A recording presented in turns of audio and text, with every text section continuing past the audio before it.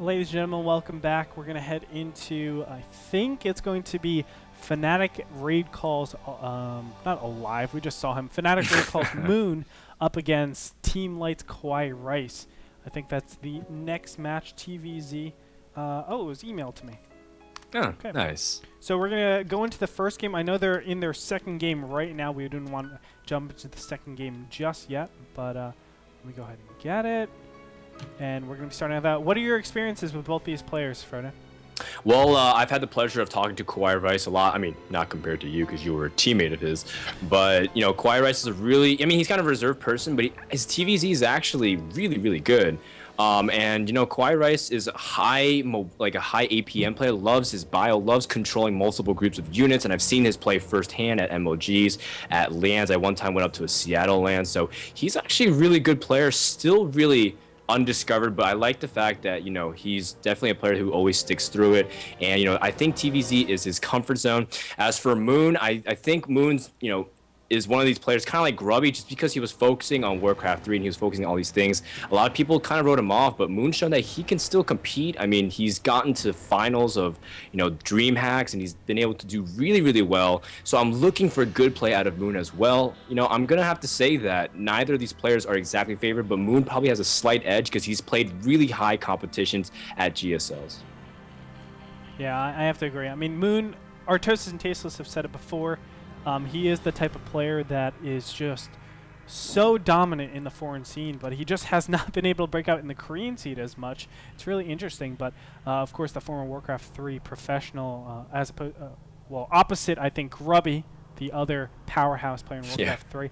I know I talked to Grubby, and he had the last laugh in that bout, but let's go ahead and move on into this TVZ. So are you all ready?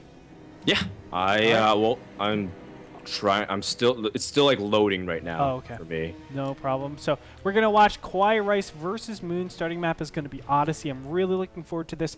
I've been a huge supporter of Kawaii Rice's TVZ. I think it's one of the best in the foreign scene. I've said this time and time again. Although he just got 3-0'd to T-Gun, I know he doesn't have a lot of experience with foreign TVZ, but in terms of Korean TVZ, it's insane. So you ready to start this? I'm ready to go. 3, 2, 1, play. And here we go, ladies and gentlemen. It's going to be in the top left-hand corner of Odyssey as the yellow Terran. We have Kawaii Light. Bottom right, we have Fnatic Raid Call Moon. Now, as I was saying before, Kawaii Rice, he has a great style of TVZ. He understands timings very well in this. That's always been his strength in StarCraft 1 and StarCraft 2. He's always been really good at assessing Zerg's capabilities and then pushing accordingly. So we'll see if he's able to overcome the Korean powerhouse, Fnatic Raid Call Moon. Yeah. And, of course, Moon is, I mean, he's a really aggressive player, man. He's not afraid to go for, you know, really quick Baneling bust if he sees any form of punishment. He's not afraid to really go all in and really just capitalize on any mistakes. So, you know, if Moon sees any opening from Kawaii Rice, which I don't think it should be, because you were saying Kawaii Rice's TVZ is really good, and I completely agree. So maybe we can see some both aggression out of it, but who can be the player that can be the instigator? Who can be the one who, you know, enforces their style? Because they have different conflicting styles based off, you know, their MOs. So I'm going to see who can actually be the one that makes the plays for this game, especially on a map like Odyssey. Definitely. Moon, I've actually had a lot of experience with him in the past in tournament play. I played him in MLGs and things like that. He does have a very interesting style of TVZ.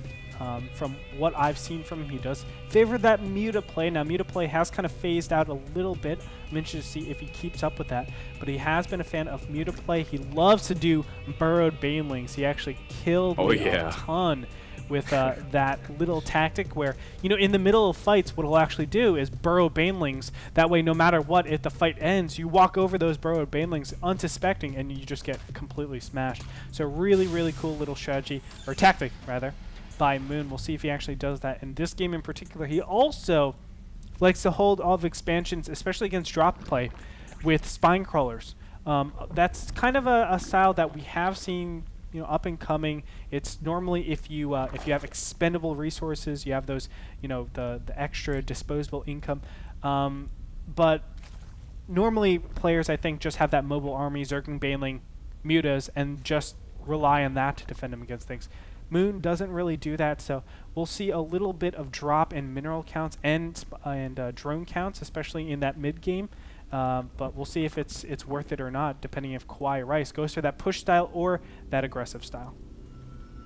Yeah. And actually, one thing to note of Moon, because I just looked it up, that Moon's win rate in ZVT against foreign Terrans is actually around 80%. So he is very comfortable against a lot of foreign Terrans. And, you know, Kawaii Rice, again, if there's a Terran player who I say can take him out, it's definitely Kawaii Rice. But, you know, Moon definitely feels in his comfort zone. You can tell just right now he's playing very comfortably, making double queens, going for very economic-minded, pulling off on 100 gas, so very standard opening from him. At the same time, Kawaii Rice doing the build that Noxon thought Alive was doing, which is the Hellion Expand. And we're going to see a very standard macro game here going into the first opening segments of this game. You know, you're the one that always brings out statistics. I want to give you a statistic right now. Okay. About Kawaii Rice. All right. Kawaii Rice is a 100% win rate against NEST on the Korean ladder. Oh my. 100%. Wow. Amazing, right? That's actually really sick, man. Of course, he's only like 2 or 3 and 0 or something like that. Okay, 2-0 or okay, 3-0, okay. but still taking out someone like NEST with you know, obviously the latency from America to the Korean server, pretty good, man. That's saying a lot, and especially a player like Nesty. So we'll see if he can actually do this. Kawaii Rice does say he's really good against the Korean style of Zerg, and obviously Moon is a Korean style of Zerg that favors Muta, Zergling, Baneling. So we'll see if he actually is able to do anything. For now, the first 2 Hellions are out in the field. Just taking a little map control. I like it, Kawaii Rice. I like it a lot. Yeah.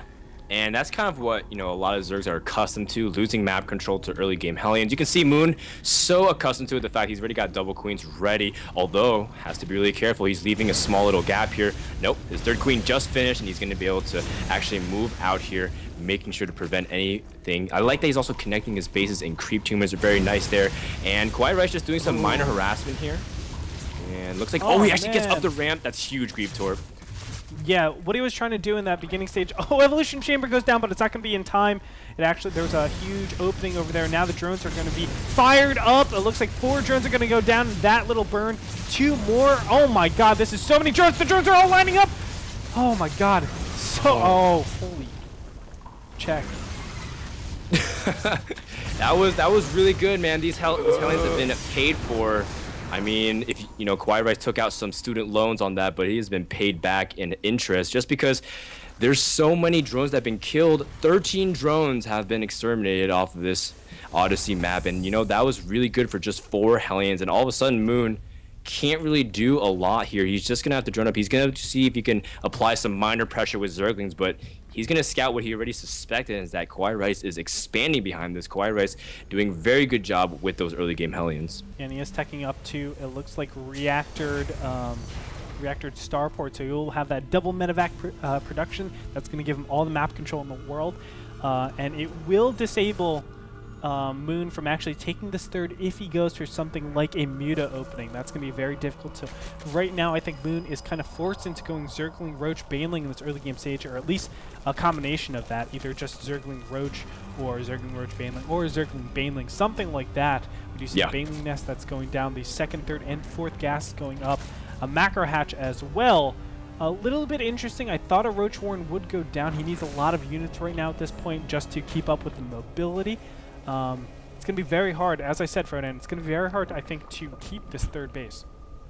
Yeah, you know, Kawaii Rice has got a lot of options just because he has that 9 medevac on the dot, and he's going to be able to do a lot of damage. He's got Stim finished up, combat shields will finish by the time he even goes around, so, and this is where Kawaii Rice shines. His early game is actually where he's most vulnerable, I think, just because Kawaii Rice sometimes underestimates how greedy his opponent might be, but Kawaii Rice, this is his comfort zone, man. When he gets drops out into the field, when he's able to really pull your attention away, he's going to be testing how strong your multitasking is, just because he's so good at controlling everything while doing everything back at home. Precisely. I have to agree. And, you know, Kawaii Rice is looking really good right now. Combat Shield's just about to finish. This is the perfect type of push. He's actually going to go for the creep tumors, it looks like. They all go down. It's going to be really nice. Creep tumors obviously defend against a lot of... Ooh, elevator! Uh-oh. Creep tumors actually defend against a lot of these pushes with siege tanks, but that's not going to be coming up. You can see a lot of Zerglings and Banelings around here. Is there going to be good micro? That's the big question. Is he going to pop up? No! A lot of Marines are going to go down right there. But the Queen does die, and it looks like 2 Banelings are going to kill 2 Marines. Yep, so, you know, 4 Marines do remain, which can take down drones surprisingly fast, but Kawaii Rice going to take everything he can. I love the aggression with just so little, and of course, Kawaii Rice, during this whole time, he's transitioned beautifully to tanks and Marines, very standard there. Nice position on the rest of those Marines, and I mean, Kawaii Rice, he's done a lot of damage, actually, despite the fact that, you know, he lost a lot of Marines to those couple Banelings, and he's still going to be aggressive. Again, this is what Kawaii Rice loves to do, constantly saying, man, you're never going to get a moment where you can just be comfortable. I'm going to set the pace. And look at it. These Marines actually are living for an extraordinarily long time, and Moon definitely cannot be happy. He's lost so much mining time from his main base here. Yeah, there's a follow-up push that's actually being made right now. A lot of siege tanks over here and a couple of Marines. That's going to help instrumentally in taking out this third. You can see the creep spread is also receded so much. He actually hasn't continued because he's trying to deal with this drop for so long. Oh my god, this drop is still going on. It's like Boxer Immortal Marines right here, man. Dude, I mean, the Marines combined have a total of 30 kills with those 3 Marines, and those are all Zerglings and drones, and that is really good. And now Kawaii Rice can apply mid-game pressure here with these siege tanks and Marines that are moving out across the map.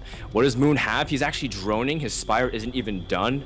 All the timings have been delayed for Moon, and he cannot be happy with how his opening has set him so far back right now. But he's making 20 Banelings, Gretorp. With good micro, though, those 20 Banelings won't be able to do very much. They do have centrifugal hooks, though. That's going to help quite a bit. But 3 siege tanks, that represents a lot of power in denying those Banelings from connecting too well. Of course, off creep, that's going to help Kawaii Rice quite a bit as well. Stim, everything's going well for Kawaii Rice, and this push is looking so powerful. He needs to siege up very quickly, though, or else it won't be too good. Yeah, it's going to come down to positioning. Oh, actually, Moon's going to try to see if he can catch him out of siege, and he will. The Banelings are going to engage on the Marines without siege mode, and all of a sudden, Moon... Oh, that was great splitting there by Kawaii Rice. He saved a lot of units there. That could have ended terribly for him. And again, a nice split. Those 5 Banelings weren't able to actually hit anything. And look at that, Kawaii Rice now finally sieging up, but the other round of Zerglings are going to come in here, and the Marines are going to have to back up at this point. I think Kawaii Rice played that a little bit too cocky, but he has taken his 3rd base. And it might be off by a little bit. I'm not sure if that could be up 1 slot, but still, I mean, he has his 3rd. His opponent has a 3rd. Let's go ahead and look at the income tab, 58 to 73 Harvester. So Moon has been able to, you know, kind of salvage his position. Kawaii Rice wasn't able to do nearly enough damage, I thought, in that attack.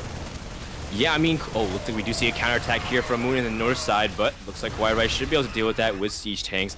I mean, don't get me wrong, Kawaii Rice has actually killed 34 drones up until this point, but Moon has been addicted to that D key, man. He is just constantly droning up to 73, now taking a 4th really aggressively, and he just is relentless right now. He just says, even if you're not going to let me drone, I'm going to try my best to keep up with you, and he's going to make more waves of drones. His first 3 mutas are out in the field, now going to see if they can take control of things like watchtowers and secure different objectives on the map. But for now, Moon looks like he's actually stabilized, and we're actually entering a very interesting mid-game position here, Gretorp. Yeah, Eagle bases do favor Terran, though, ever so slightly. Of course, both of them are just starting to, or rather, Kawaii Rice is just starting to saturate his. So there is a little bit of time for Moon to actually take advantage of all this space. You can see turrets are being placed. That's very important to actually get those turrets down. Only siege tanks, not a single Thor is actually being produced, and Kawaii Rice yet again is going to look to trade. And let me tell you, these trades help Terran so much. I've talked about this a lot. Trades help Terrans because it limits the amount of gas for that endgame stage where Infestors and Broodlords become ever so strong.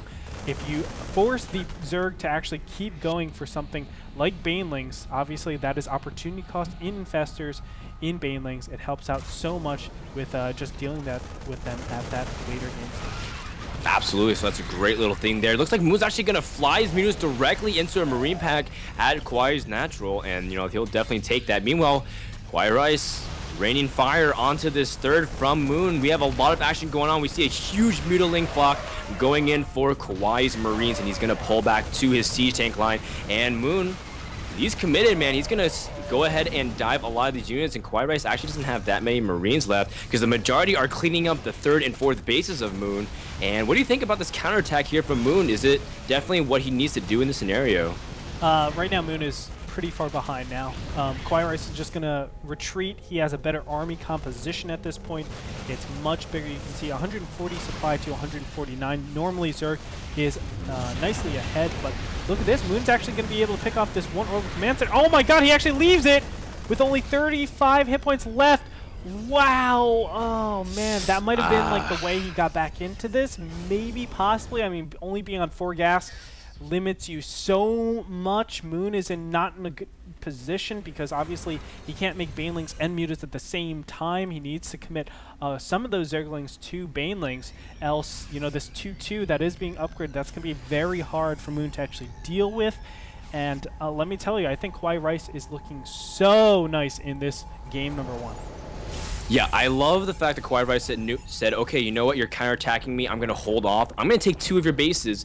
And, you know, Kawaii Rice probably expected that orbital command to die, but, you know, Moon pulled out just a little bit too early, and as a result was not able to kill that. Now, Kawaii Rice, normally you see at this point in the game, Zerg is maxed, ready to remax, but Kawaii Rice actually has a supply advantage, and a huge part of that is an army. Kawaii Rice's army is right now looking very fierce. He's got a huge siege tank count, so he can't actually confront it with anything on the ground, and just like you said, Kawaii Rice is looking very comfortable here, and I don't know if Moon can actually confront this army here.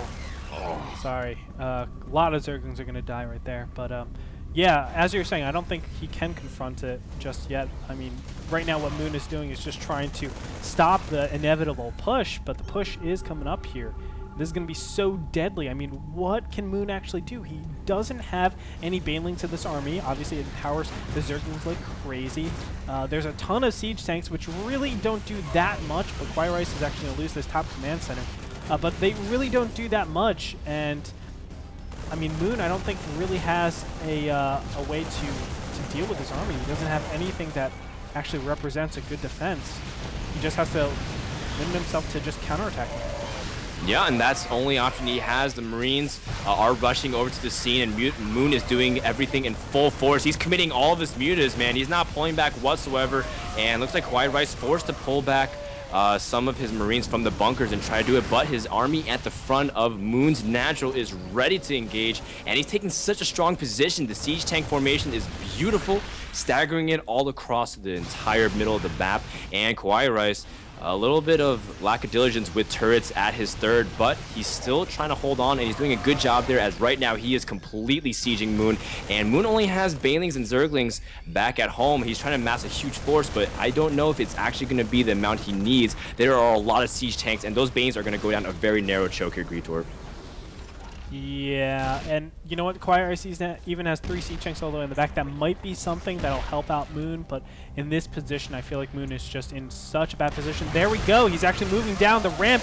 As you called it, those Banelings really are not going to connect on anything. They all get absolutely devastated before they're able to get to any of those Marines. The siege tanks do get cleaned up in front of the Mutas. Will be able to take out the Marines, but that was a very costly engagement for Moon, and now Kawaii Rice going to go up with another round, another wave of units, and I don't know how Moon is going to be able to stop this. Yeah, I mean, that was around 25 Banelings, man, and that's a huge investment, and despite the fact that Moon was able to deal with that army, the follow-up is what is going to be devastating here from Kawaii Rice, and the most important thing is 2-2 finished right after that engagement too, so you know, Kawaii Rice has an upgrade advantage too, so now his army is stronger, he is ready to engage. Moon forced to counterattack, but Kawaii Rice is prepared this time. There are a lot of turrets, and this push from Kawaii Rice is looking absolutely devastating, and this probably is the push that could end the game. Yeah, and let's think about this theoretically a little bit right now. What does this push actually accomplish? If you look on the production tab right now, 7 Banelings out in production. And those 7 Banelings are theoretical, you know, two mutas. What you're doing is limiting the muta count, which obviously limits the amount of harass you can do with those mutas. He's not as powerful with those counterattacks, so I love this constant pressure by Kawaii Rice. It is theoretically correct, and it's paying off for him like crazy. Yeah, and looks like the last effort here from Moon. He's going to get a good flank on the tanks, but the Marines are cutting back beautifully, and with Medevac's healing, that should be able to push back the rest. Moon is on the run, and Kawaii Rice may have finally broken the backbone of Moon, and looks like he is going to push in here. Moon sending the last of his mutas, and he's making a couple more banings. Moon, he's also known a person to never give up and never surrender. He's going to try to pick off a couple tanks, but what good will that do, Gretorp? Because right now, Kawaii Rice, he's got his 4th base up, or going to go up soon, and Kawaii Rice is up in supply very significantly right now. Yeah, Moon definitely did Buzz Lightyear Zerg, for sure. And he's going to go all the way, man. It's feeling all but over, though. Kawaii Rice obviously just keeping on the pressure. The muta count is diminished like crazy. Let's go ahead and look at the units tab. It's 15 mutas out in the field, 11 banelings, and just about 11 zerglings. Not enough to actually deal with this huge tank force. We can see that Kawaii Rice is just keeping up with those mutas. He's trying to do good harass against them. He's getting a couple tanks here and there, but I mean, it's just, I think, too little too late at this point, Frodan. Yeah, and I mean, Moon's held so valiantly, but you can tell, like, he's not even really mining right now out of one of his bases. He's oversaturated on one, and he's really scrapping together whatever he can do, but Kawaii Rice has such a strong position. The mutas are engaging there without any ground units, and Kawaii Rice absolutely annihilates the rest of those mutas, and of course, only a few live to tell the tale. Kawaii Rice looking so strong, and Moon, I think he's calculating all the odds. He's going to go for one last push on the ramp Gretorp, but that will be it here. Yeah, and the left side gets cleaned up so fast, and now finding the right side is going to go in just alone. Not a great position. Obviously, Moon lost all of his army. This is going to be a GG comes out from Fnatic Raid Call Moon, and Kawaii Rice will take the first win in this best of 3. Really strong play, Frodan.